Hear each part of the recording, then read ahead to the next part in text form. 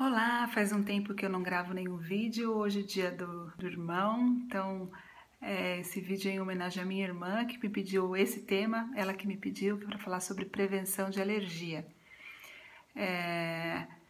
Faz tempo que as alergias vêm aumentando e teve um boom de alergia alimentar nos últimos anos. E todo mundo, o mundo inteiro estuda e quer saber por que as alergias estão aumentando, por que as alergias alimentares estão aumentando, o que a gente pode fazer sobre isso. As mães, as pessoas que já têm alguém com alergia na família se preocupam. E o próximo bebê? O que pode ser feito para diminuir o risco de alergia? E eu sinto dizer que eu não tenho a resposta. Na verdade, a ciência não nos dá essa resposta de uma estratégia única que a gente possa adotar e possa prevenir o risco de alergia. Na verdade, as alergias elas são causadas por uma inter-relação de vários fatores que favorecem o aparecimento dessas alergias. Então não vai ter nenhuma estratégia que a pessoa vai fazer e não vai ter alergia. Ah, mas meu filho nasceu de parto normal, não recebeu leite na maternidade, eu amamentei exclusivamente aos 6 meses, mesmo assim teve alergia. É verdade, porque são muitos fatores envolvidos. Então, nós não temos uma resposta única do que a pessoa vai fazer que vai ser uma garantia de que não vai ter alergia, mas para ficar mais fácil, a gente já está aprendendo, nós estamos aprendendo. E várias coisas que antes a gente não sabia, hoje nós estamos começando a aprender e falta muita coisa ainda para aprender. E nesse vídeo, nesse post, eu vou tentar resumir um pouquinho algumas das coisas que nós temos aprendido, que a ciência tem nos ensinado. E eu vou dividir em três aspectos. Algumas coisas que aumentam o risco de alergia, então essas a gente tem que tentar evitar, nem sempre dá, mas a gente vai tentar evitar. Algumas práticas que muitas vezes são feitas ou eram feitas, mas que hoje a gente sabe que não ajudam e pelo contrário podem até atrapalhar.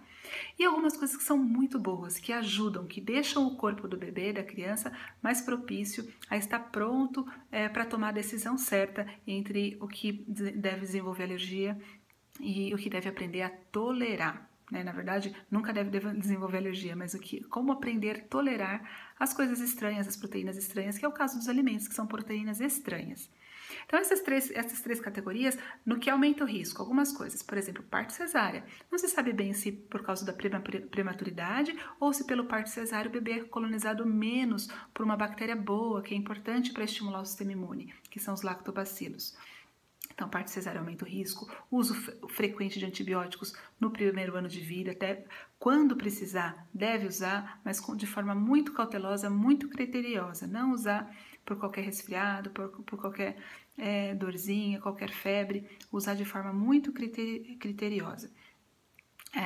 Então, e leite na maternidade, dar fórmula de proteína intacta de leite nos primeiros momentos de vida, nos primeiros dias de vida, isso já tem evidências de que isso aumenta o risco. Então, aquela mamadeira lá no berçário, lá na maternidade, é muito perigosa em relação ao aumento de risco de alergia.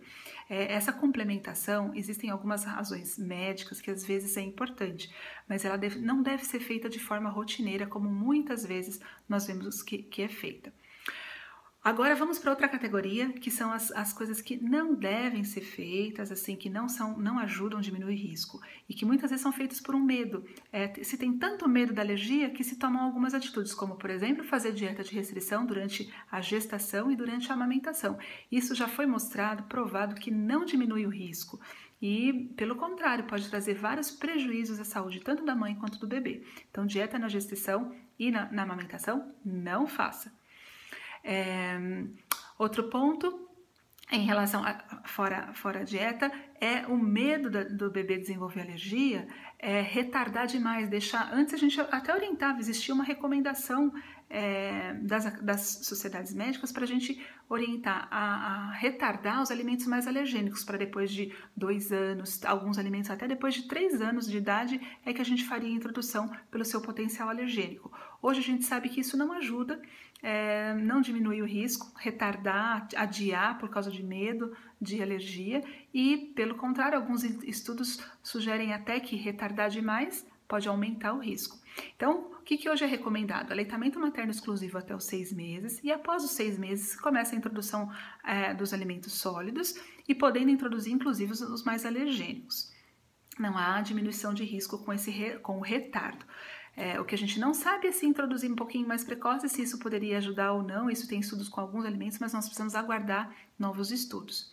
Agora, o que é mais importante? O que já tem que nós sabemos que promove saúde? Mais do que prevenção, promove saúde. Aleitamento materno.